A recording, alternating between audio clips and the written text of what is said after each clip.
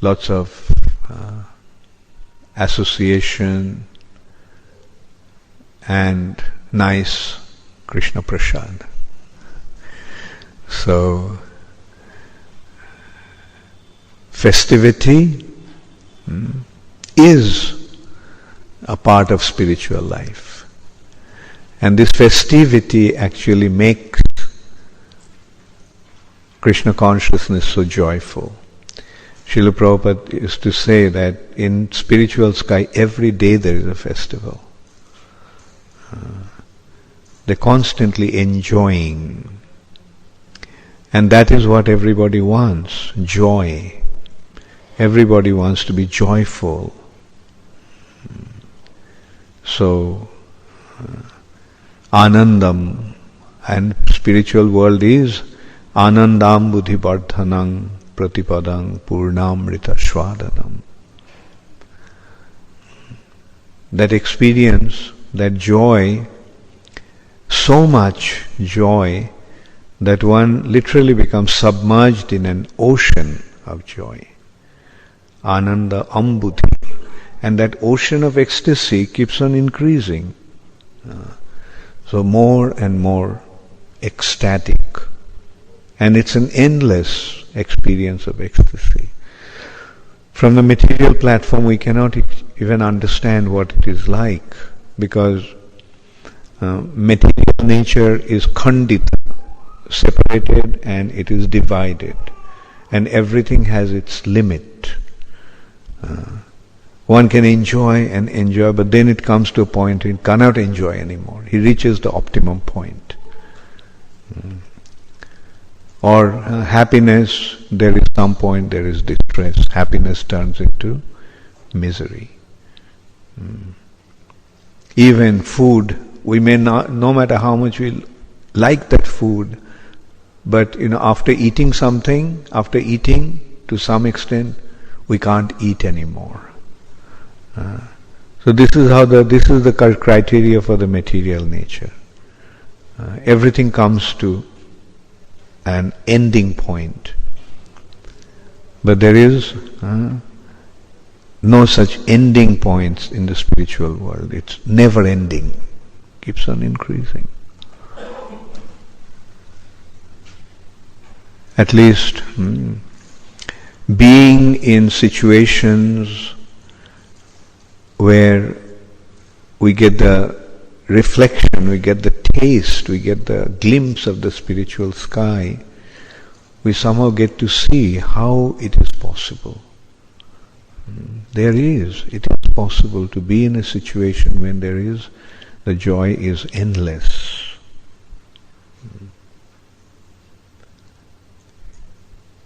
And why is that problem? And like that also we can very easily consider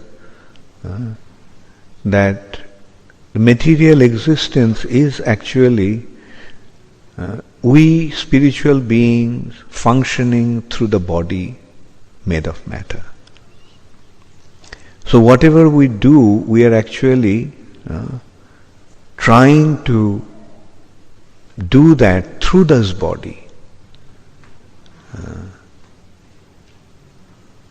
And that is why through this body, first of all, it's an endeavor for the spirit soul to activate the body to become spiritualized. Life means spiritualization of matter. Due to the presence of the spirit soul, the body made of matter is spiritualized.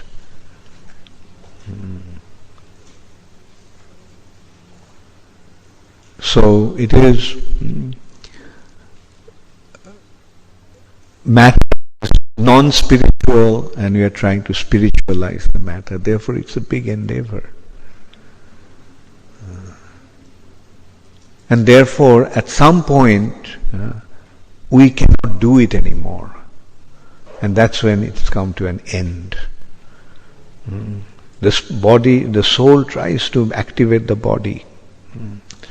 But then at some point the soul says, well, I can't do it anymore.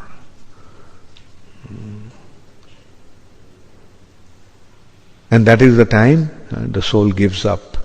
And that's the time we fall asleep. That is why sleep is so necessary. Sleep is actually the rejuvenation of the soul.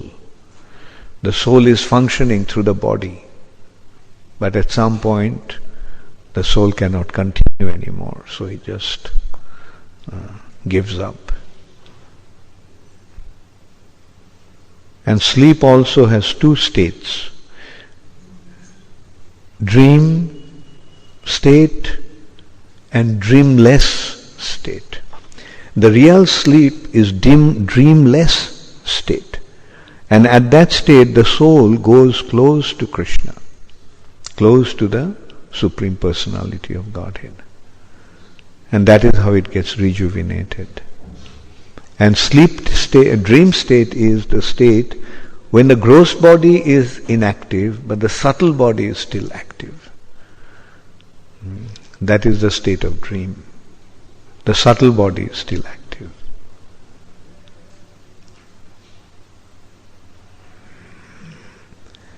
So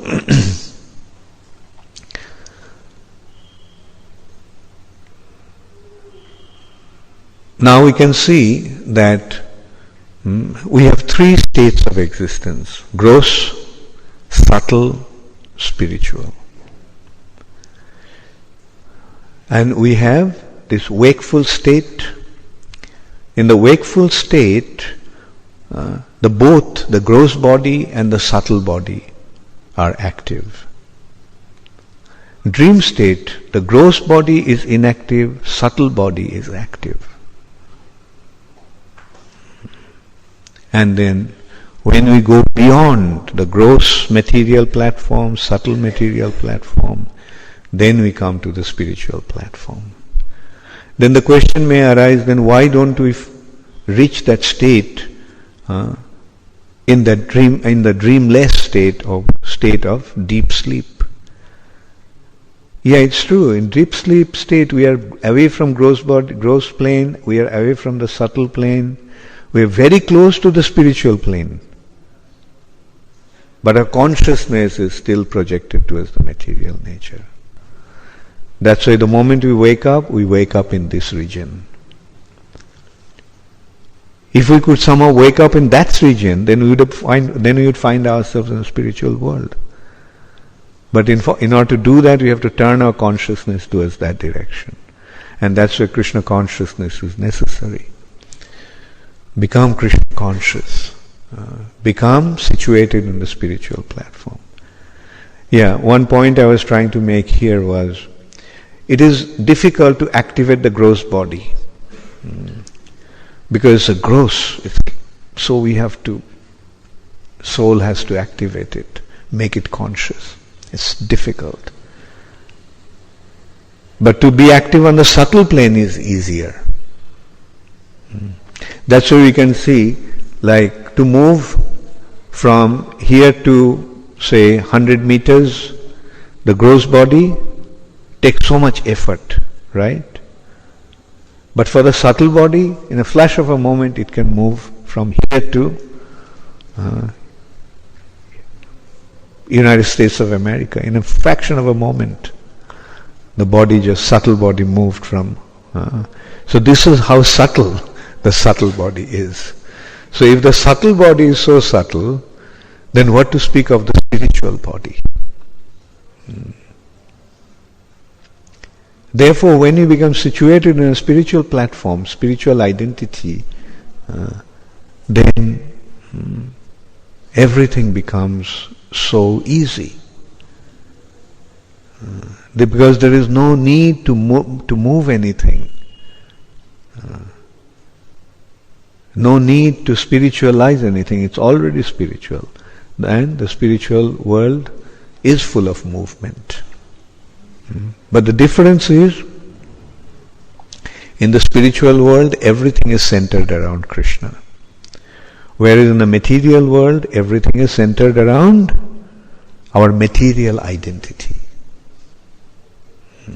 Everything is centered around me. And what's the difference between me, wrong me, and right me? False ego and real identity. What's the difference? The false one is centered around the body. And the real identity is centered around Krishna. Jiver Sarup hai, Krishner Nityadas. So that is our real identity, and our business is to become situated in our real identity. So that's why we are here. That's why we are doing whatever we are doing. And what we are actually doing is to lead a life centered around Krishna. We get up in the morning. Why do we get up so early in the morning? Because we have to go and see Krishna in the temple, Mangalaratik. Because we have to chant Krishna's holy name. Because we have to lead a life with Krishna in the center. We have to create Krishna consciousness. We have to involve our consciousness from completely centered around Krishna. Therefore, ultimately only there is two options. Either away from Krishna or towards Krishna. That's about the only consideration. When it is towards Krishna, we are rightly situated. When it is away from Krishna, we are wrongly situated. When it is towards Krishna, then we are situated on the spiritual plane. When we are looking away from Krishna, we are in the material platform. So, ultimately the only consideration for Krishna consciousness is to be centered around Krishna.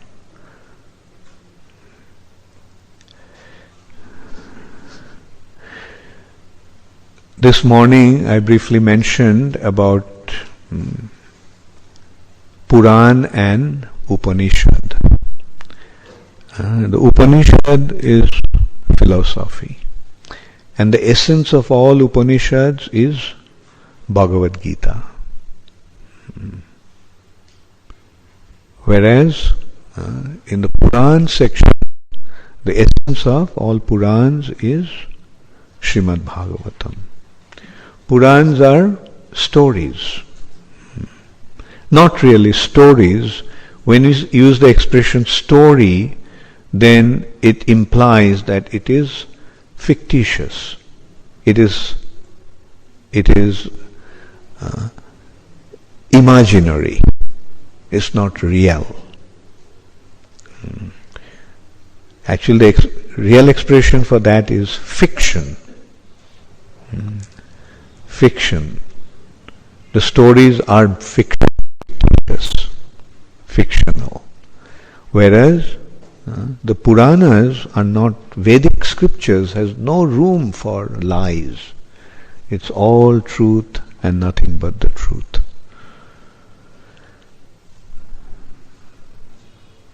So, there is the Purans, and also I mentioned that at some point, I turned my seminars more into stories, because I saw that philosophy generally tends to make one fall asleep, whereas stories, I noticed, they wake up. Everybody wakes up. Therefore I thought that I'll just tell stories. And the first story of that nature, first real story happening that I selected was Ramayana, then Mahabharata, and it had been going on like that for last few years. And so this year I decided to tell the stories of Srimad Bhagavatam. You will notice the difference between Bhagavad Gita and Bhagavatam in that respect. Bhagavad Gita is dealing with just philosophy, facts. Nainang chindanti shastrani, the soul, the body cannot cut the soul. The body cannot be cut by any weapon. The soul cannot be cut by any weapon. Soul cannot be burned by fire. The soul is never born, and so forth. The soul's relationship with Krishna, and how Krishna takes care of us. Do you know any story in Bhagavad Gita? No. Bhagavad Gita is a part of a big story, that is Mahabharata. Whereas in Srimad Bhagavatam, you'll notice it's all one after another stories. How is the story beginning? The story is beginning in a forest called Naimisharanya. Naimisharanya.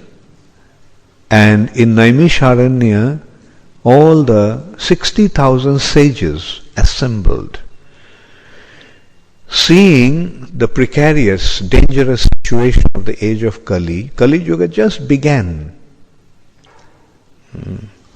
Kali Yuga just began, and at that time, all these personalities assembled there to consider how to rectify this dangerous situation of the age of Kali. Now this is one characteristic of a saintly personality. A saintly personality always wishes others' welfare. A saintly personality is always concerned about others' welfare. He is not so much concerned about his own welfare. Because there is also a because in that. A saintly personality is not concerned about his welfare because he knows that Krishna will take care of him. He has surrendered himself to Krishna, and Krishna will take care of him. Therefore, he is not concerned about his welfare, but he is concerned about others' welfare. And what does he do for that?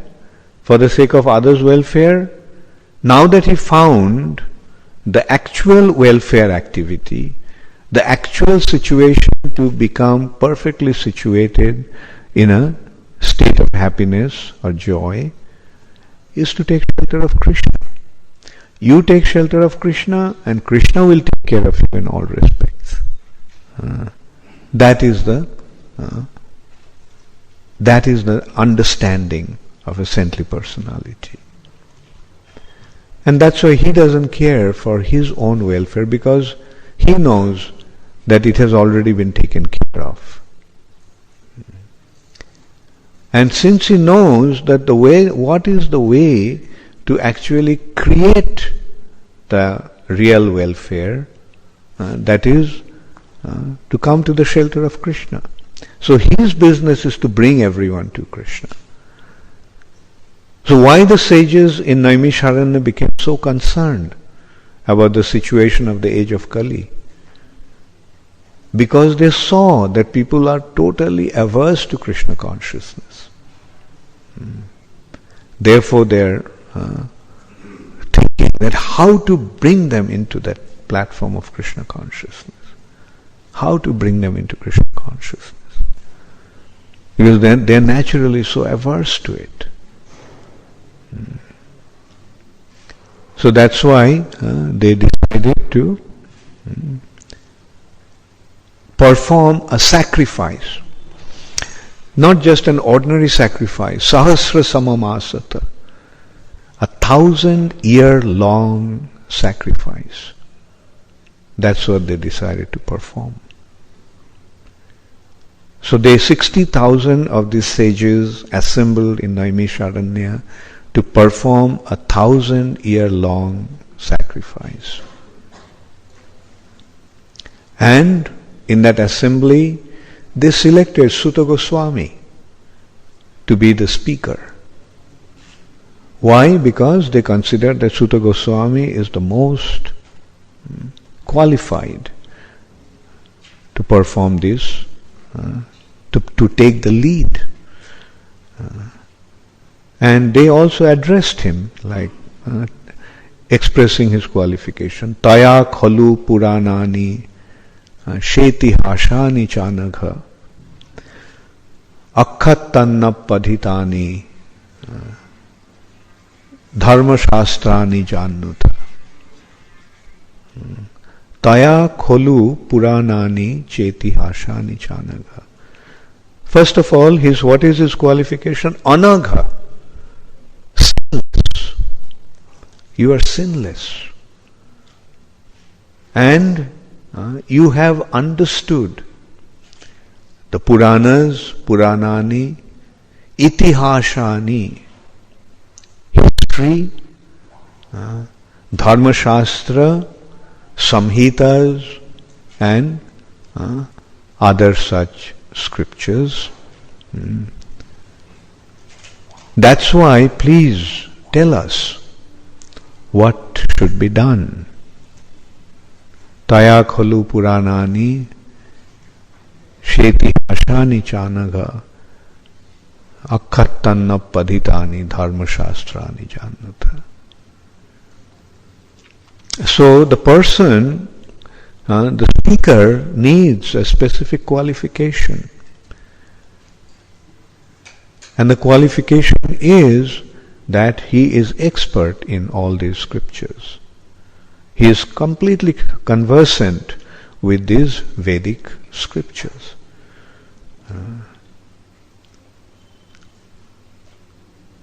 And on top of that, he has to be sinless.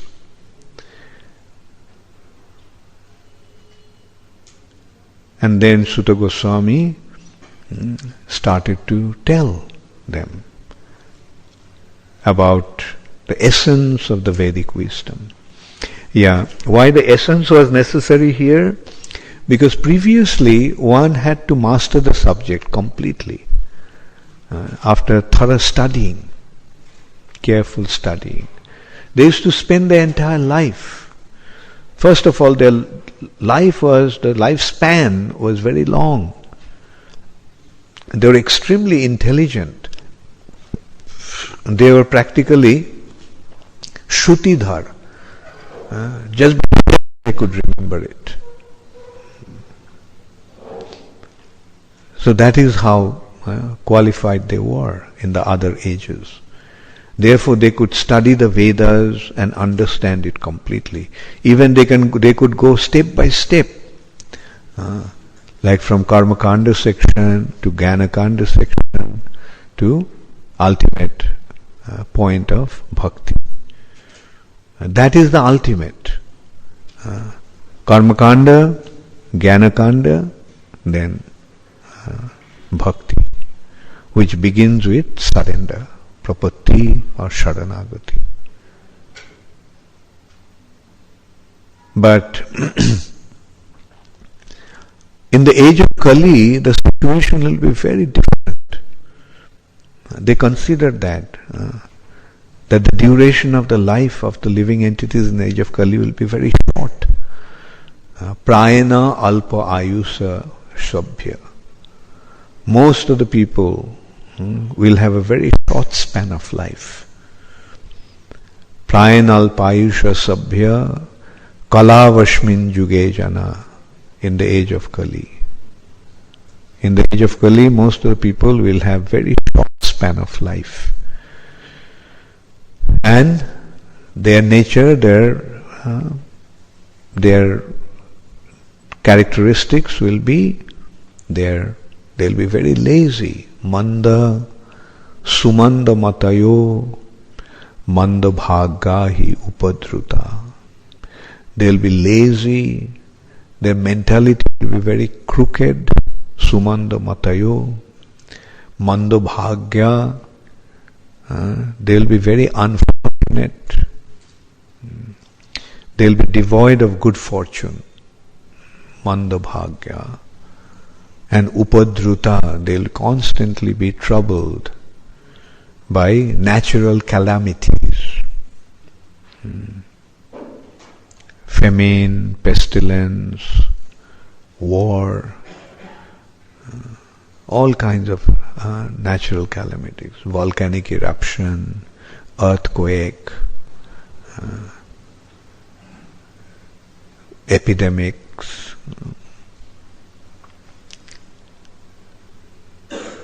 So they could see at that time what would happen in the age of Kali. And today we are seeing what they actually perceived, what they actually forecasted is happening now.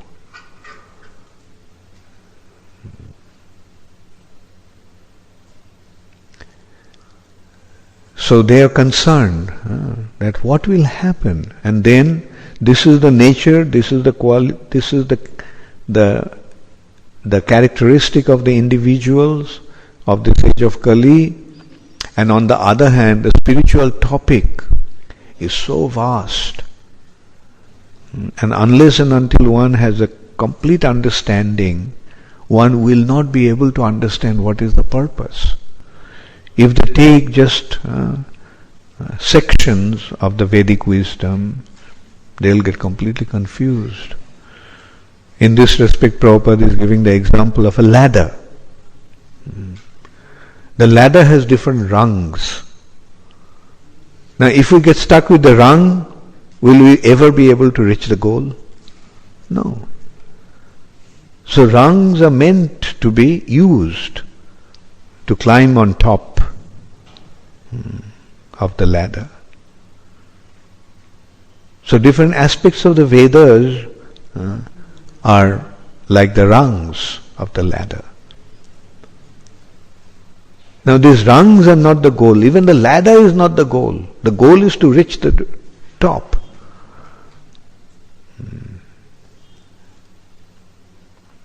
Therefore, unless and until one has a complete understanding of the Vedas, one will not understand what is the purpose of the Vedas.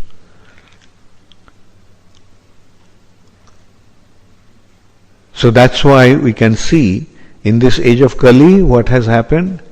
Not so much importance has been given to the ladder or what to speak of the rungs.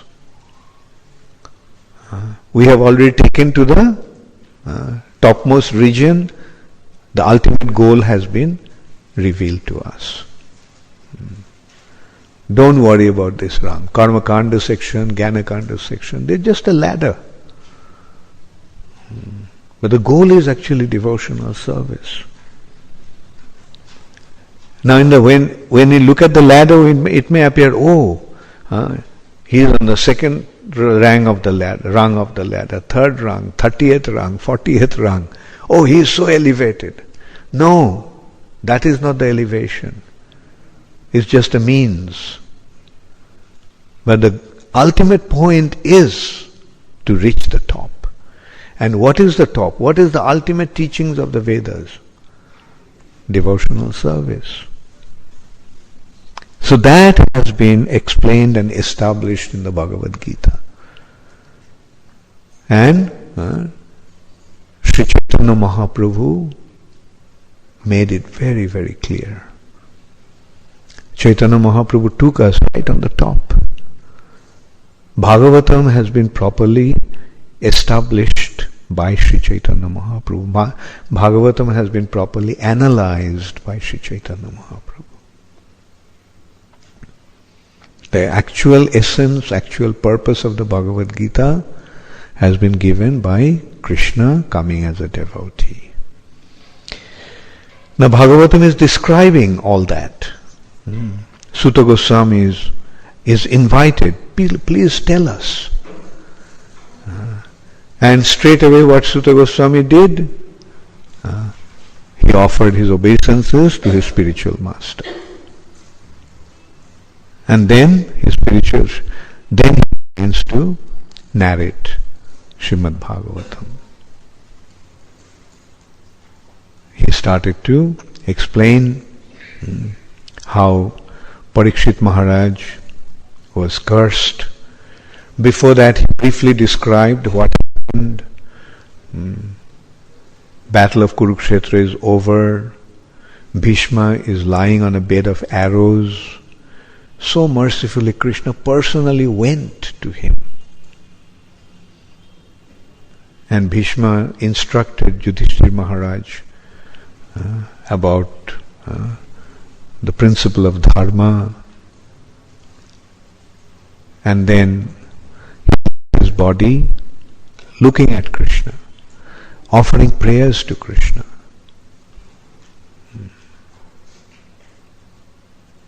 Then Krishna made Yudhishthira Maharaj perform 3 horse sacrifices and established him as the ruler of the earth planet. Already Yudhishthira Maharaj was the sovereign king of the earth. The enemies have been destroyed along with their allies.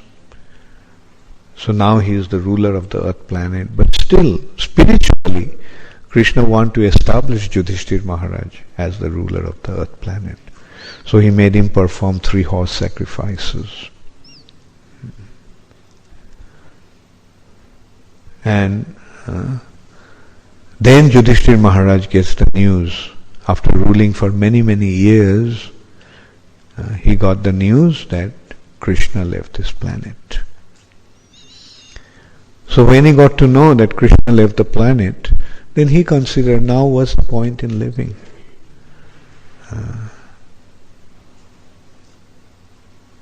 We came here to participate in Krishna's pastimes, and now that he has left this planet, let me also leave. And Yudhishthira Maharaj decided to leave, instating Parikshit Maharaj on the throne. He coronated Parikshit Maharaj in the throne of this earth, and he left. And when he decided to leave, to give up his body, that is one way of giving up one's body. In a way, to commit suicide is not advisable. But this way, this kind of giving up one's body is fine. Like one way they do is stop eating and drinking. That is called prayopabeshan. Upabeshan means to sit down to give up one's body. Sit down and stop eating, stop drinking, and let the soul leave the body. Parikshit Maharaj did that. He sat in prayopabeshan. When he got to know that he is going to leave his body in 7 days. But Yudhishthira Maharaj did not take that course. He took the course of walking. That is called Mahaprasthan. That is another way of living one's body. And the way to do it is walk and walk and walk without eating, without sleeping, without drinking. And then the body just falls. So he left Hastinapur, his kingdom, in this Mahaprasthan. But then his brothers also wanted to follow with him. Bhim, Arjun, Nakul, Sahadev. And Draupadi also accompanied them. The first one to fall was Draupadi, then Sahadev, then Nakul, then Arjun, then Bhim.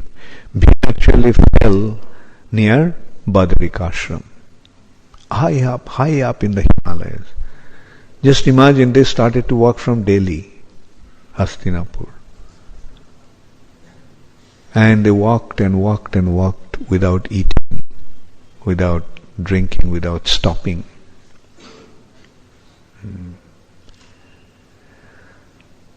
So this is the Vedic culture. They are so resolute in their determination. They decide something and they would just do it. Not, oh, I am feeling thirsty, let me drink some water. Oh, I am feeling sleepy, let me just 15 minutes. No, just carry on till the body falls. So anyway, this is how the Pandavas left home.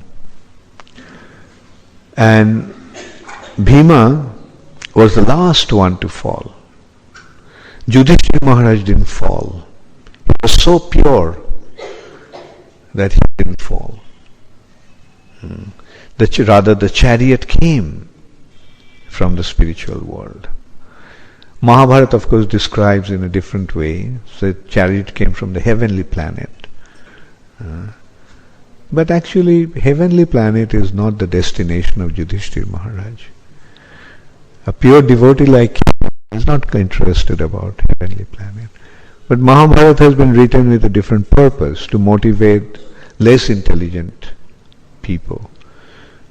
So less intelligent people won't be able to think beyond heaven. Less intelligent people are not intelligent enough to understand the spiritual reality and the spiritual goal. That's why it was not given to them. So, this is how the story begins to unfold. Parikshit Maharaj became king, and Parikshit Maharaj was ruling over the world, entire earth planet, including the oceans.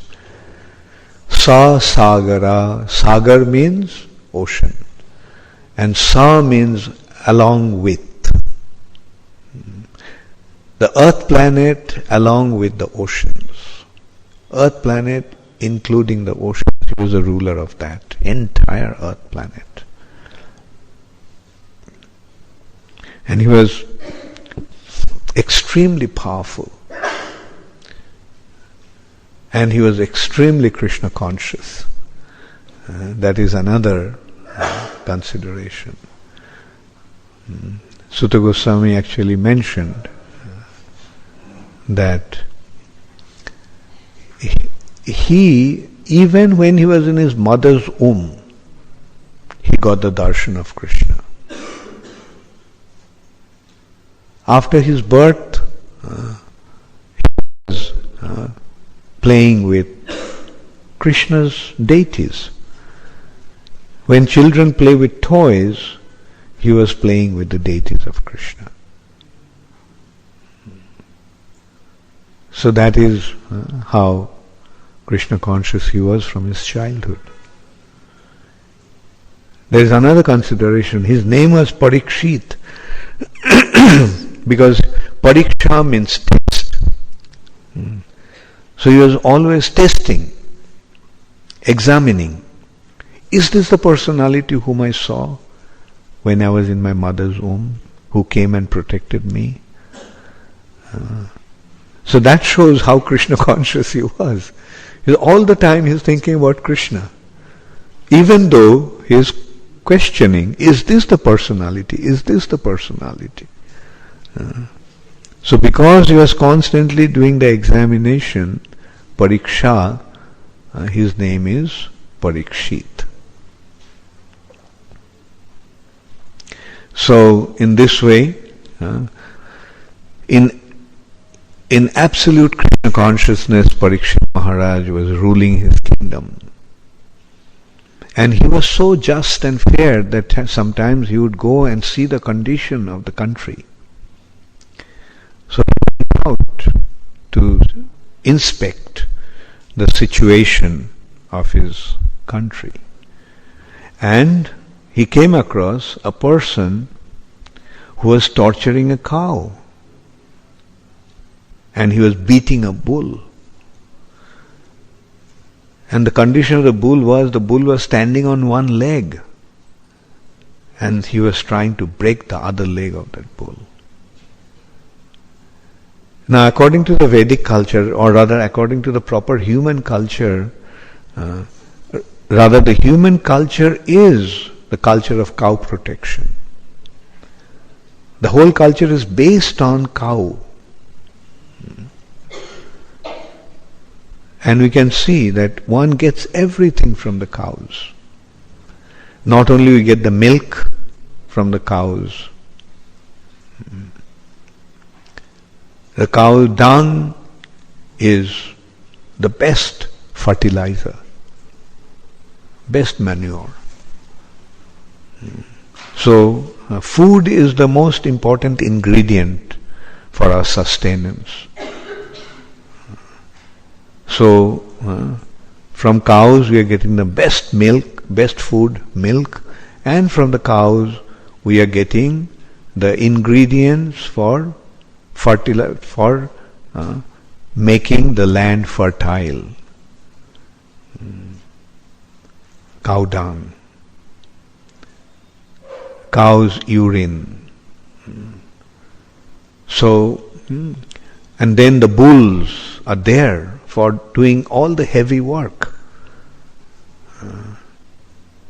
The bulls are cultivating the land, plowing the land, is taking place with the bulls. Carrying things from one place to another, bulls. Transportation, bulls. So if there are cows and if there are bulls, then we don't have to worry about anything. We'll get everything. Everything will be available. Now on the other hand, if the cows are tortured, then what will happen? If the cows are killed, then the human civilization is in a very, very precarious condition. When you look at it from that perspective, from that light, then we can see how dangerous the situation of the world is today. Instead of depending upon the cows, we are killing the cows. Instead of depending upon the cows, we are depending upon machines. We are depending upon all kinds of artificial arrangements. And in a moment, the whole civilization can be destroyed. Actually, we are standing on a situation like that. So many unreliable factors that we are depending on. Like artificial power. To run the machines, we need artificial power. Electricity, oil, and so forth. And we have created the weapons of mass destruction. In one hand we are killing the cows, but we don't realize that by doing that we are creating a situation that is going to kill us completely, wipe us out.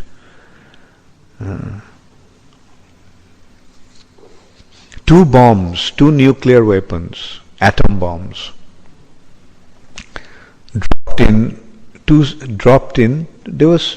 first two bombs were dropped in two cities, Hiroshima and Nagasaki.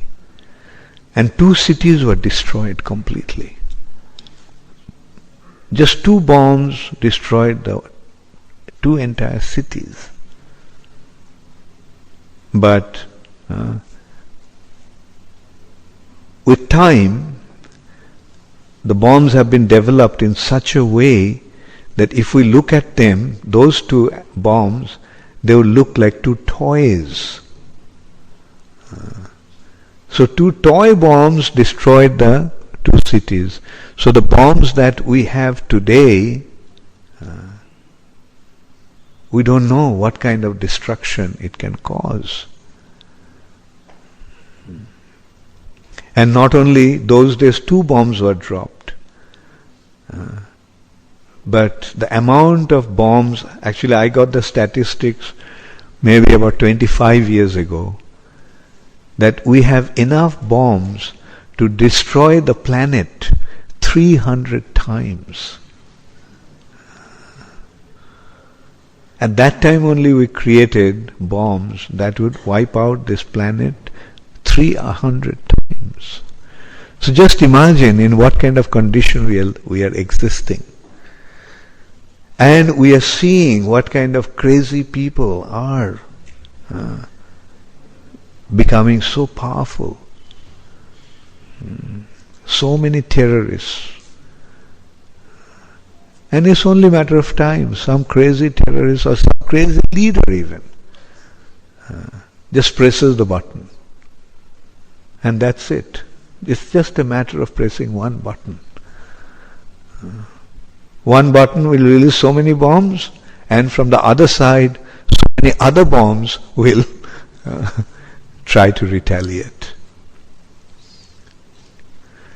And the worst kind of scenario is we are standing in a country, India, which had been divided on the basis of religion, which are in total disagreement, in total conflict, Hindus and Muslims. Hindus are not aggressive, but the Muslims, they are extremely aggressive. The whole religion is based on violence. And the country was divided on the basis of that. So we got a neighbor who is our worst enemy.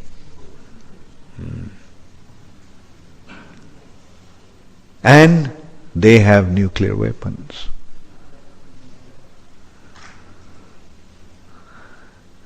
Anyway,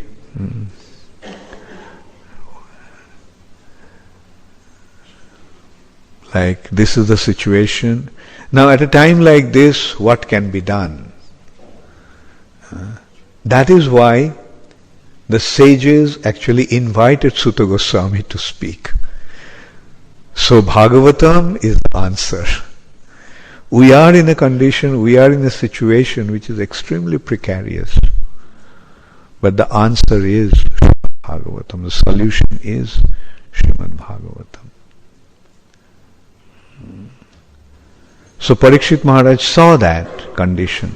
Like there is a person who is torturing the cow and the bull. And as a just king, he immediately unsheathed his sword. He's about to kill him right there. That person looked like a Shudra, but he was dressed like a king. So this is also another criteria for the age of Kali. The Sudras means the totally useless individuals. Individuals without any knowledge is a Sudra. Now he is dressed like a king. That means these kind of people, the Sudras, will become the leader of the country, leader of the human society. And when these kind of people become leaders, what they will do? They will create a total damage to the human society. They will torture the cows and they will try to break the only leg on which the bull, who is representing dharma, is standing. Just only one leg. 3 legs are already broken of dharma. Austerity leg is broken, mercy leg is broken, cleanliness leg is broken. The bull is standing on one leg, truthfulness. And that is also is trying to break. And the cow, the Mother Earth, is being tortured brutally. So as a just king, he wanted to get rid of this unwanted element. But then the personality that he begged for his life fell at his feet.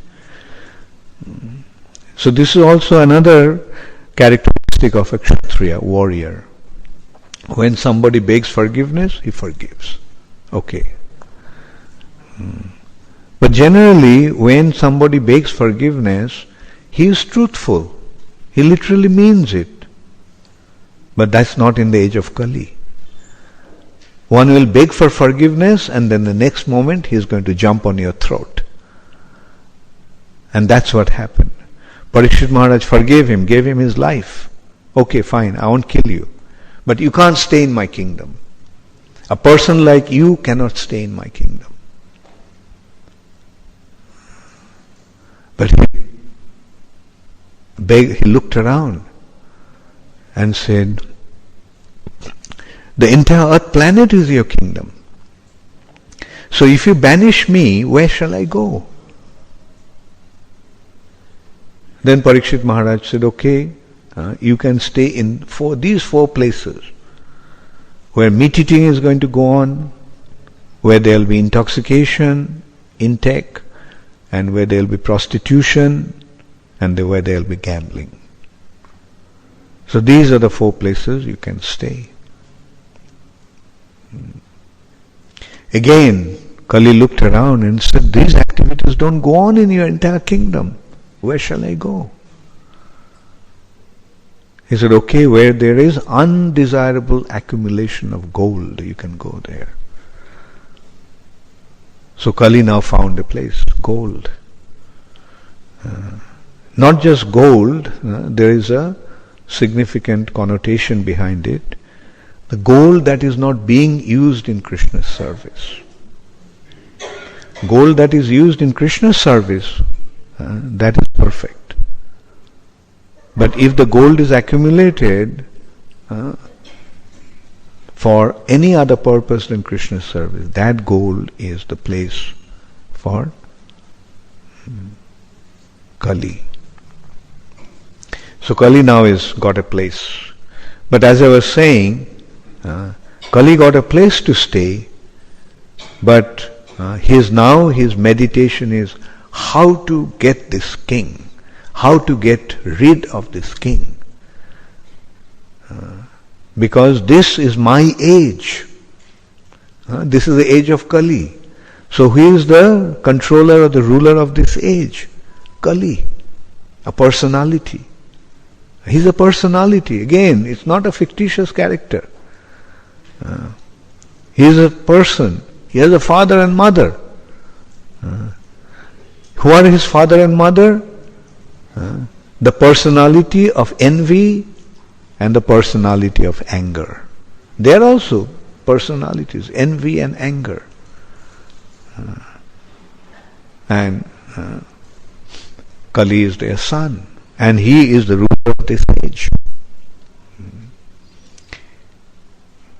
His face is very, very vicious, Karala, very vicious and cruel. And he is very fond of quarrel. Karala vadana krura kalishcha kalaha priya. He is very fond of quarrel. And that is how he spreads his influence, creating quarrel, creating dissension. So, Kali now is contemplating how to get rid of this king, because as long as he is here, I can't establish myself. Kali knew that he won't be able to do anything to him. He is not strong enough. Therefore, he looked for a personality who is stronger than him. Who is that personality? A Brahmana boy.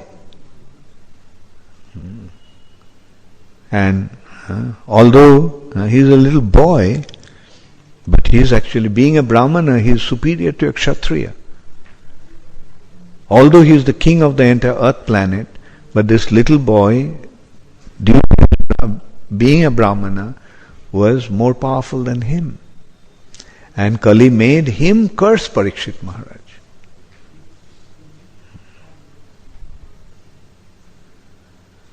And the curse was, within 7 days, Parikshit Maharaj will die.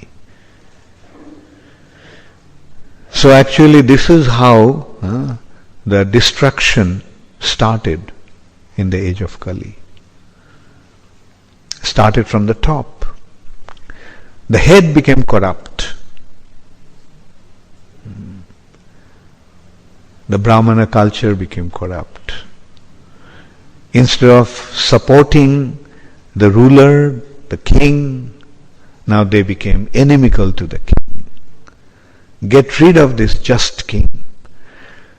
Kshatriyas are in a mode of passion. Sometimes they have hot temper. Due to their hot temper, due to their anger, sometimes they act in a certain certain way. A Brahmana should understand that and tolerate it. Okay, he did it. He's a warrior, he's a Kshatriya. Let him do it. But a Brahmana is forgiving and a Brahmana is tolerant. But here we are seeing those qualities of a Brahmana is lost. And this Brahmana boy, being motivated by Kali, cursed. And now Parikshit Maharaj is going to go. And the decline actually started when Parikshit Maharaj left. But at the same time, one good thing happened. Parikshit Maharaj also saw that. In one hand, Kali Yuga is one of the most degraded ages. But Kali Yuga has one great advantage. Kaler doshe nidhe rajan asti hi eko mahan guna kirtana deva krishnasya mukta sangha parang brojet. The age of Kali has one great advantage. That is, just by chanting the holy name of the Lord, one can achieve his spiritual perfection. Ostihi eko mahan guna. There is a great advantage in this age. Kirtana deva krishnasya. Just by chanting the holy name of Krishna, mukta sangha parang brojet, one can become free from his material bondage and go back to the spiritual sky. So in one hand, it is a dangerous age, it's the most degraded age, it's the most fallen of all ages, but it has one advantage. It has been described by Srila Prabhupada that that's because of that qualification of this age that Parikshit Maharaj spared Kali. He didn't kill him.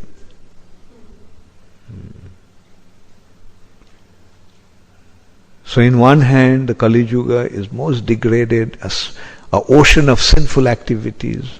Dharma is practically ruined. But there is one great advantage. Just by chanting the holy name, one can very easily achieve his spiritual success. So as I mentioned, that the ladder and the top, rooftop. The ladder is there to climb on top. But in this age, we are just by taking shelter of Krishna's holy name, we automatically become situated on the top floor. No need for the ladder. We have already surpassed the domain of the ladder. We don't have to climb anymore. We are already situated there. That's why Prabhupada said that when one takes to devotional service, it has to be understood that he has achieved all the perfections of jag, yagya, tapasya, meditation and so forth. He has already been situated well above those regions.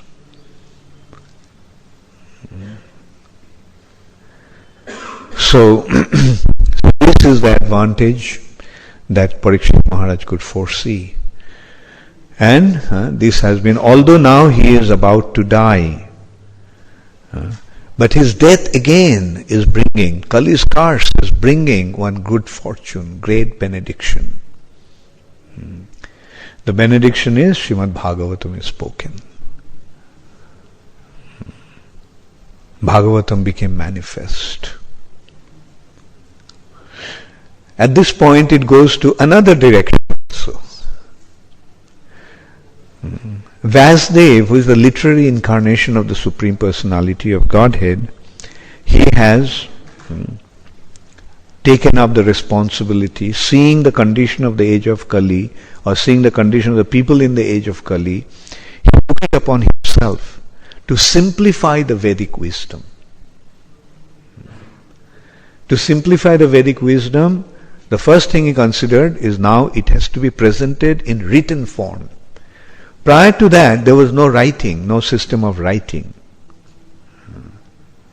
The letters were there, but the system of writing was not there. Because there was no need. Because the memory was so sharp that people would just hear from the teacher and they would memorize it. That is how sharp the memory was of the people of that time. But due to the age of Kali, people lost that ability. Vasudev could foresee that, and that's why he decided to put it in writing.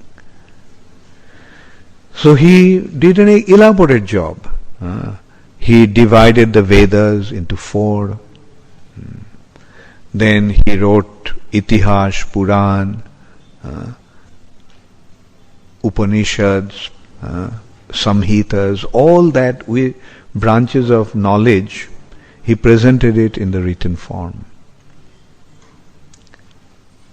And then finally he wrote Mahabharat for the less intelligent people.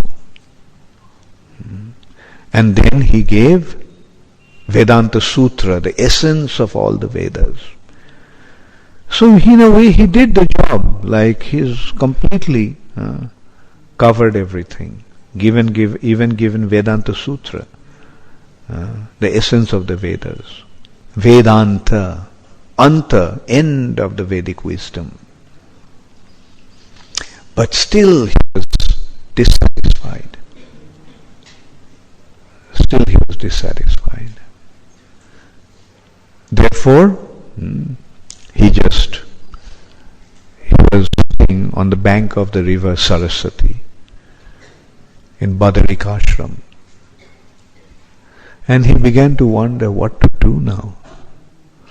I have done everything, but still I don't feel satisfied that the job has been properly accomplished. So at that time Narad Muni comes there, and Narad Muni tells him, Vyas, you have done so many things. You have divided the Vedas, you have given the Vedantas, Vedangas, you have given the Vedanta Sutra. But in all that, even in Vedanta, even in all your descriptions, you have not properly established the Supreme Personality of Godhead. Therefore, generally people, what you have done, you have showed people the path of material enjoyment. Dharma, Artha, Kam, Moksha. This Chatur Varga you have given.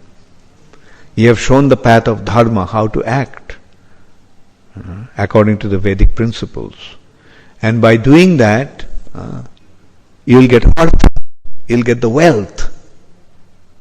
And when we have that wealth, a subtle wealth called Punna, one will be able to enjoy, calm. One will be able to fulfill his desires. And then after fulfilling all his desires for so long, when he realizes the futility of that, one will desire for liberation. You have gone up to that much, liberation.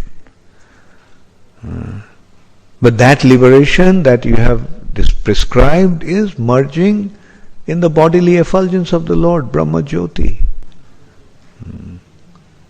You may not have meant it, but that's how people will understand it.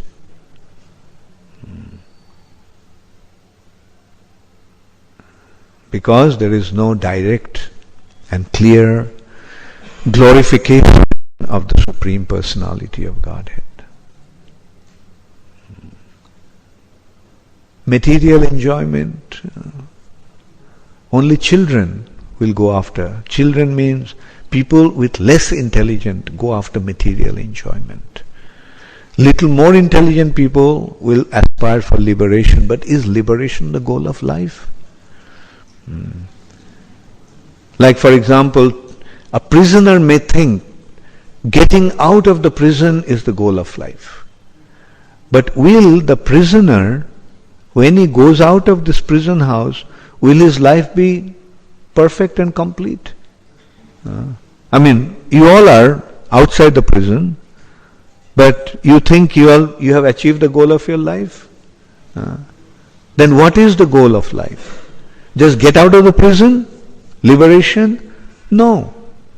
Proper engagement is the goal of life. And that proper engagement is to be engaged in the service of the Supreme Personality of Godhead.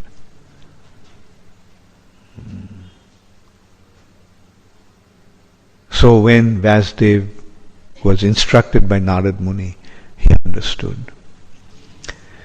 And he meditated upon the Supreme Personality of Godhead. And that is how he actually wrote the Srimad Bhagavatam. So this is how Bhagavatam is the ultimate spiritual wisdom given by Srila Vasudev. And Prabhupada pointed out, what is this Bhagavatam? Vasudev gave the Vedanta Sutra. And Bhagavatam is the commentary on Vedanta Sutra, the explanation of Vedanta Sutra. And this Vedanta Sutra explanation, Srimad Bhagavatam, is non-different from the personality of Godhead himself. The Supreme Personality of Godhead is Srimad Bhagavatam. Is the body of the Supreme Personality of Godhead, is the total representation of the Supreme Personality of Godhead. The first two legs, first two cantos of Srimad Bhagavatam are the legs of the Supreme Personality of Godhead. Then third and fourth cantos are the thighs of the Supreme Personality of Godhead. Fifth canto is the abdomen of the Supreme Personality of Godhead. Sixth canto is the chest of the Supreme Personality of Godhead. Seventh and eighth cantos are his two arms. Ninth canto is his neck. 10th canto is his smiling lotus face. And the 11th canto is his forehead, and 12th canto is his head. So in this way, Srimad Bhagavatam is the embodiment of the Supreme Personality of Godhead. So in this way, Vasudev presented the Supreme Personality of Godhead in the literary form. He is the literary incarnation of the Supreme Personality of Godhead, and he manifested the Supreme Personality of Godhead in this most wonderful way. So this is how Bhagavatam appeared. Then briefly I can also tell you, Narad Muni at that time, while instructing Srimad Bhagavatam, instructing Vasudev, Narad Muni told him that he was actually a son of a maidservant. He was a son of a maidservant. The son of a maidservant means a Sudra. He was born as a Sudra. But he received the benediction, the blessings of the great personalities, great sages. Those four great sages were staying at one place during the month of Chaturmas, the 4 months of monsoon. And so when they were staying there, his mother was serving them. And he, as a child, used to be around and also used to serve them in some way. And then he got some remnants from these personalities. And just by taking the remnants, he developed his spiritual inclination. Their association and their getting their mercy in the form of their remnants, he actually developed his spiritual inclination. He wanted to cultivate spiritual life, which actually meant developing his relationship with the Supreme Personality of Godhead. And then, at one point, his mother died out of a snake bite. Now this boy, little boy, he was so much situated in knowledge, he considered that it was a benediction. He thought that my last, the obstacle that I had has been removed. Now I am free to move towards my spiritual destination. And just he went to travel north. And there he started to meditate, performing great austerities.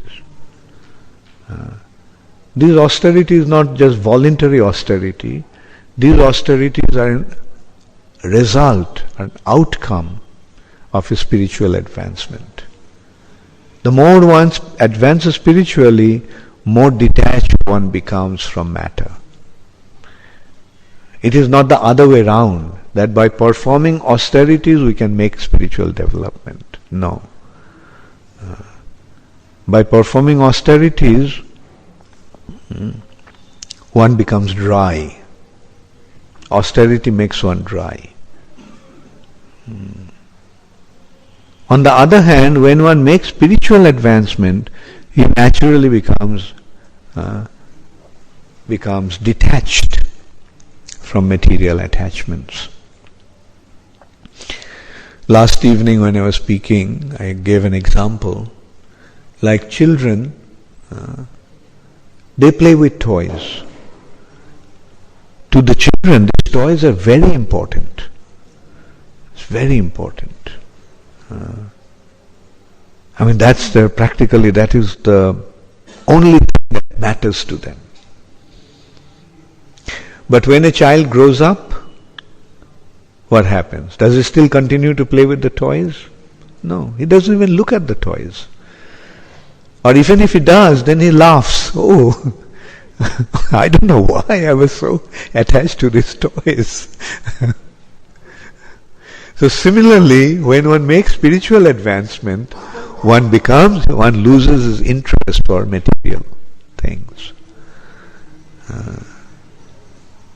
And he automatically becomes detached. Detached from what? Detached from eating, sleeping, mating, and defending. He sees the futility of those activities. He doesn't give them up, but he spiritualizes them. He eats. He eats Krishna Prasad. He sleeps to get into Yoga Nidra and come closer to Krishna.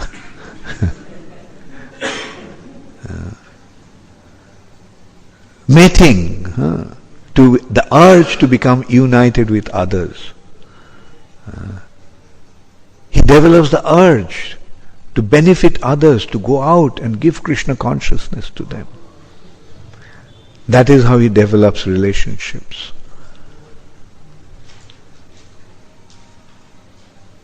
And defending, he knows Krishna is going to take care of him, so he doesn't worry about that.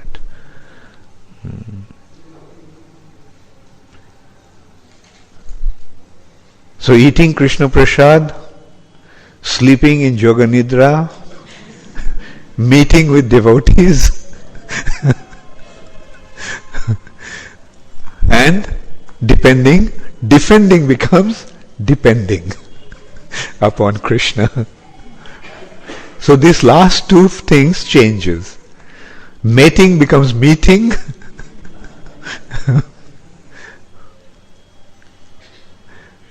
and depending upon Krishna. So these are the natural transformation of these four animal propensities into proper spiritual propensity. So therefore in Krishna consciousness there is no rejection. Prabhupada said that we reject only four things. These are the things: eating, sleeping, mating and defending. But here we have to also consider the spiritual life is based on brahmachari life. Sex life is only for procreation, not for any other purpose. A man and woman should get together through marriage only for the sake of producing Krishna conscious children. Otherwise, one has to be a brahmachari. Prabhupada said in Krishna consciousness, even the householders are brahmacharis. Even the householders are brahmacharis. And the main purpose, main objective is to develop one's loving relationship with Krishna. Love everybody wants. Everybody wants to love somebody.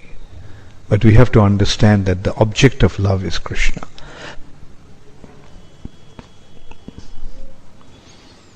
Hare Krishna, Gaur Premanande, Hare Hare. Does anybody have any question? If you have a question, it will be better to have it in writing. Anyway, now, since I did not announce about the writing, presenting the questions in writing, you can ask. Yes.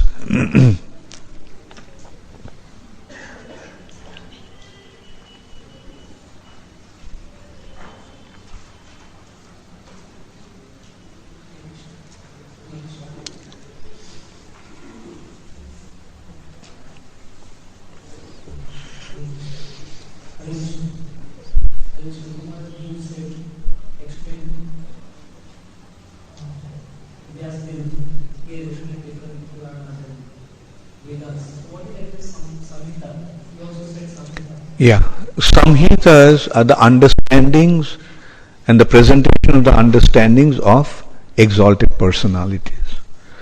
Like Brahma's presentation, right? Brahma Samhita, Manu Samhita, like that.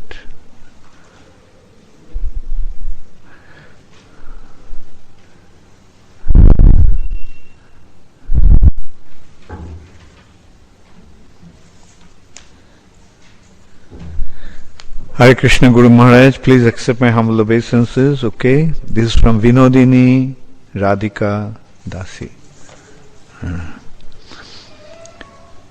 Please accept my humble obeisances at your lotus feet. All glories to Srila Prabhupada, all glories to you. You stated that as one advances, he gradually becomes detached from the four animal propensities, one of which is eating. My question is what Sri Chaitanya Mahaprabhu has said in Chaitanya Charitamrita. Akonto Puriya Karo, you missed out the prasad part of it. The main part you missed out. You wrote Akonto Puriya Karo Sevan. But actually Akonto Puriya Karo Prasad Sevan. Also, or else, somewhere else maybe, Mahaprabhu has said, Bhalo na khaibe ar bhalo na puribe. Could you please kindly explain this? Okay, Mahaprabhu said, Bhalo na khaibe. Do not eat delicious prasad. And don't dress in a fancy way. He is not saying na khaibe, he says bhalo na khaibe. Okay. And whatever comes as prasad, eat up to the neck. Akonto puriya karo prasad sevan. But that is the only one half. The other half is Sarbokhon bolo nam sankirtan. And all the time you chant the holy name of the Lord. Not Akonto Puriya Karo Prasad Sevan and then go to sleep.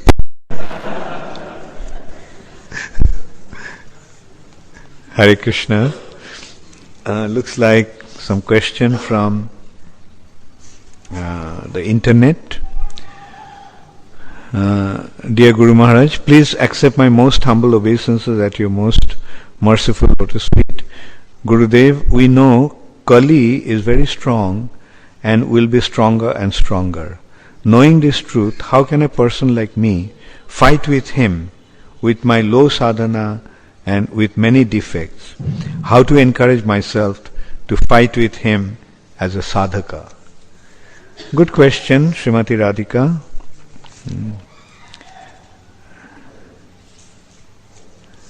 Well, as a girl probably you won't understand that, but as a boy, when you are in school and if some boys trouble him, then you know what he naturally does? He takes care of a dada. Meaning, he takes care of a strong person. And when somebody comes to attack him or something, he simply takes shelter of him. And the other guy rolls up his sleeves and says, okay, come. And then they run away from him. Okay. So in a similar way, the best course of action is to take care of a strong person and feel safe that way. Now what to speak of when you have the opportunity to take shelter of the strongest person? So who is the strongest person? Krishna. Right? Now tell me, Kali is strong, but Krishna is? So when you take shelter of Krishna, Kali says, I'm sorry. I made a mistake. I don't want to harm you. I didn't come to harm you. You become my friend. So the most intelligent thing to do is to take care of Krishna and become fearless.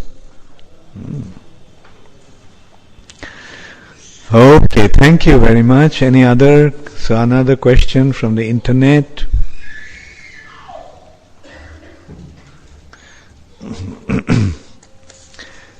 So this one is from Nishingananda Das from South Africa. Hare Krishna Guru Maharaj, thank you very much for that enlightening talk. Kali was attacking the planet that was Krishna conscious. Does Kali attack us individually or collectively, ISKCON, and how do we protect ourselves from this? Yeah. Good question. Kali will continuously try to defeat us, to get us and influence us and subjugate us. Therefore, we should always remain Krishna conscious. And as I mentioned, Kali can attack anywhere. And how does Kali attack? How many of you remember how Kali attacks? Yes? Kali attacks through quarrel. So whenever there is quarrel, you consider that it is Kali is coming. Kali is attacking. Therefore, whenever there is a possibility of quarrel, try to avoid that possibility. And what is the best way to avoid quarrel? By being Krishna conscious. When you become Krishna conscious, then you will see that there is no possibility of quarrel. So if somebody comes to fight with you, you just say, Hare Krishna, Krishna Krishna, Hare Hare, Hare Rama, Ram Ram, Hare Hare.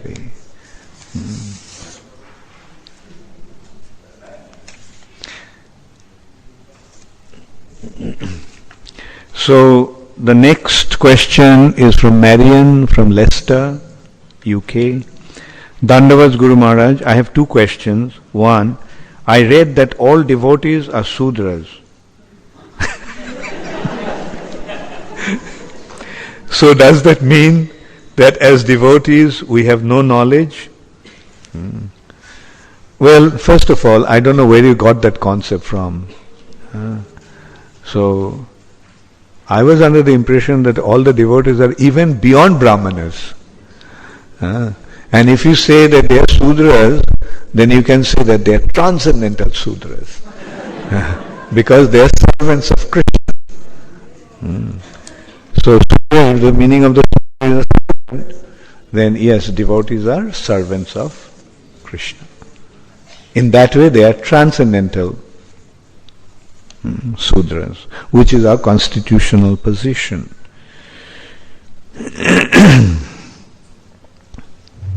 So this one is from Vinit. Okay.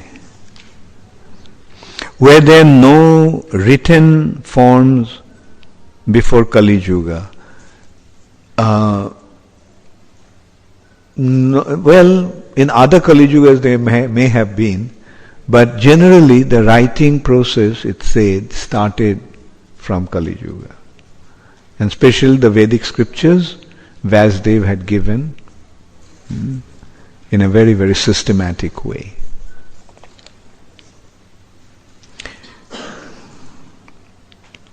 Because I heard about Dasarath Maharaj seeing a couple of Brahmanas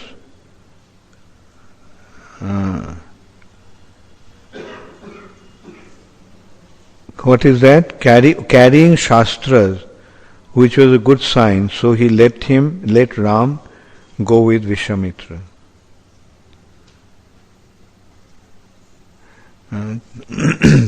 Carrying Shastra, well, I don't know, that was Treta Yuga, because as I mentioned, that it is said that Vasudev actually compiled the Vedas, right, written form.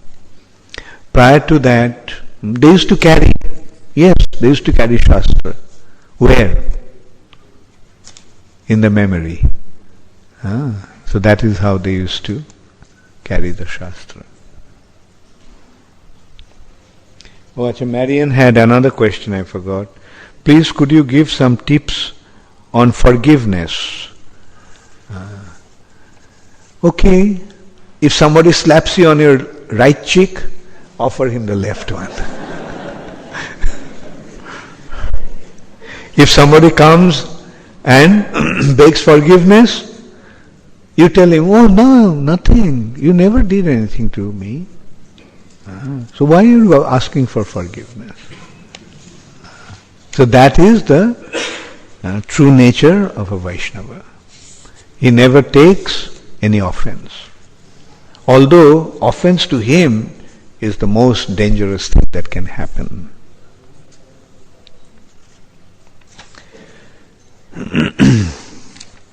Guru Maharaj, there is no name. You have mentioned that sleep is the rejuvenation of the soul. Could you kindly explain how something which is eternal, full of knowledge and bliss, needs rejuvenation? Well, whose question is this? Okay. So if you are full of knowledge and bliss and eternally situated in your spiritual identity, yes, you don't need any rejuvenation. But if you are not, if you are now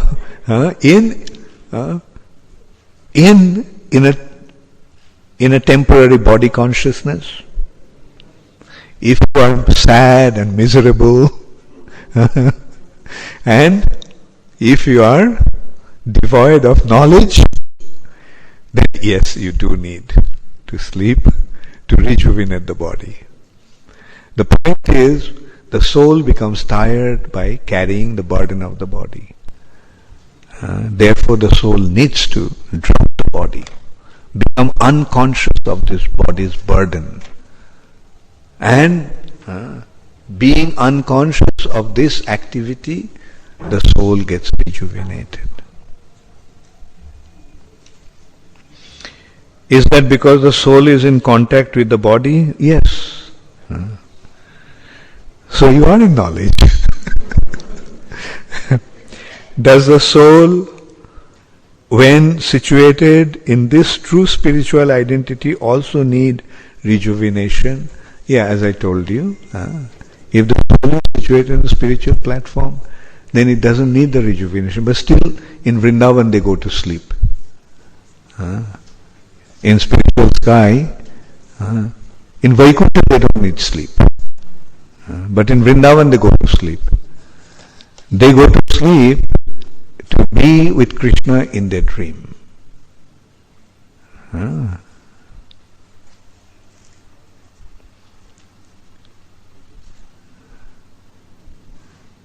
Narendra Krishna Das? Okay. My humble obeisances, Guru Maharaj. If Kali is attacking the world, how do you explain the quarrel between some communities, that is in the Middle East? So how do we understand the other countries trying to help stop the conflict? Okay. They are not trying to stop the conflict for Krishna conscious purpose. They are trying to stop the conflict to save their own skin. Because if they don't stop these characters, then day after tomorrow they will attack their country. That's why they are trying to nip it in the bud, although I do not know for how long they will succeed.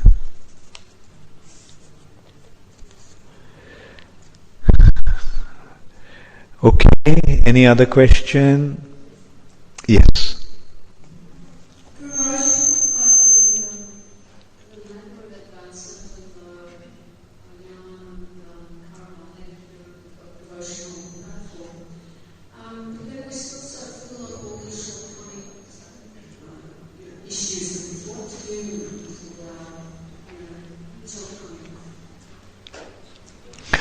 What kind of shortcomings?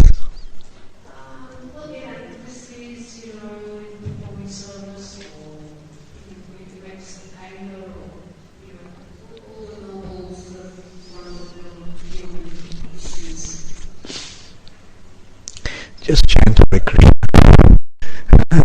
See, the benefit of that is Chetodarpana Marjanam. It's not saying that there is no impurities in the heart.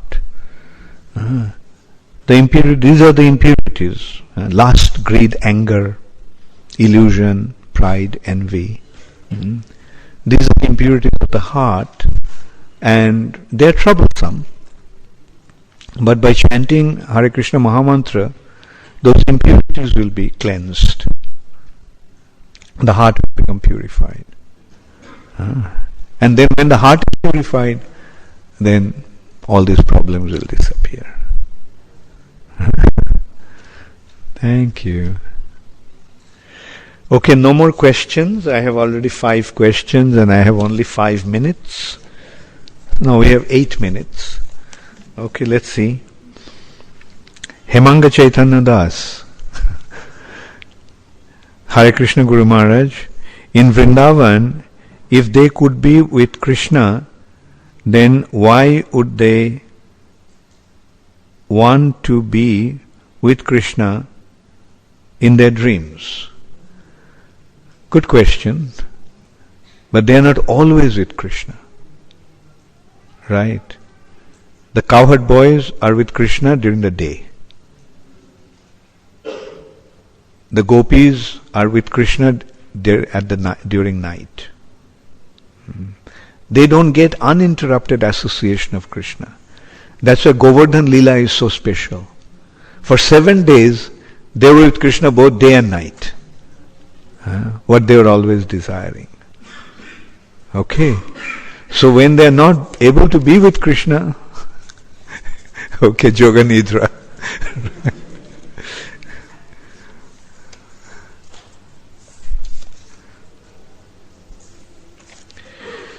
So next one, Karunika Devi Dasi. Okay. Guru Maharaj, please accept my humble obeisances. All glories to Srila Prabhupada. Guru Maharaj, you said one becomes dry by doing austerities. Please explain more. So, what is austerities? What's the meaning of austerities? Not eating, not sleeping, not doing things that we need to do. Right? Now when you do that, did you consider what happens? Does the heart become soft or hard? Yeah, and not only that, along with that, there is a possibility of developing some negative qualities, becoming proud. Oh, I am so austere, etc. Or I can do this. I am better than you. Therefore, Krishna consciousness is take it easy. Right? Next question is Vishwarup, Ahmedabad. Maharaj, please, Maharaj, pleasure and pain is for body, but still we suffer. How to understand this? The way to understand is that you are still in your bodily platform. That's why you are being affected by what is happening to your body. The pleasure to the body is pleasing, pain to the body is painful, because you are identifying yourself with the body. Now, just consider when you are under anesthetics. When you are under anesthetics, then even though your body is cut, do you feel it? Why not? Any doctor here? Why not? Because your consciousness has been withdrawn from the body. That's why you don't feel either pleasure or pain. Can you imagine somebody having an operation, bypass surgery, right? You know what they do in the bypass surgery? They cut open your chest. They, with the device, they open up the thing. They open up the chest. Can you imagine? And then they take out your heart. And then they do all kinds of things with your heart. Mukunda Hari has gone through that experience. Did you feel anything, Mukunda Hari, when they did that? Why not? Why not? Because you are under anesthetics. Right? Anesthetics means the consciousness was withdrawn from the body. The consciousness, you are not conscious of the body anymore. So now you understand, when the consciousness is in the body, then the body's pleasure, body's pain affects you. When the consciousness is withdrawn from the body, then you don't know what's happening to the body. So as long as your consciousness is in your body, you have the feeling of pleasure and pain, or you do become affected by the pleasure and pain of the body. Another question from Nishingananda from South Africa. Guru Maharaj, is Kali a demigod, and does he stay in the heavenly planet? What happens to Kali when this age of Kali Yuga ends? Yeah, Kali is a kind of demigod, but not a very pleasant demigod. He is in that platform, but as he said, like he's the offspring of a negative personality, anger and envy. And they have a family like that. They are superior to the human beings, but their nature is not very divine.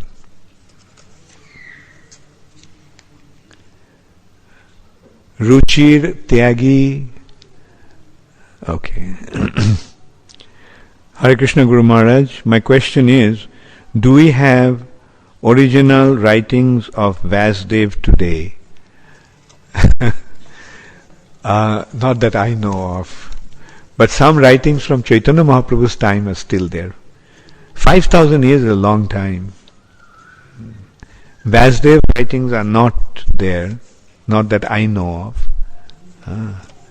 But Chaitanya Mahaprabhu's writings are there. Okay, thank you all very much. All glories to Srila Prabhupada. Gaur Premanande Hari Hari Bo. Srila Prabhupada Prabhupada ki jai.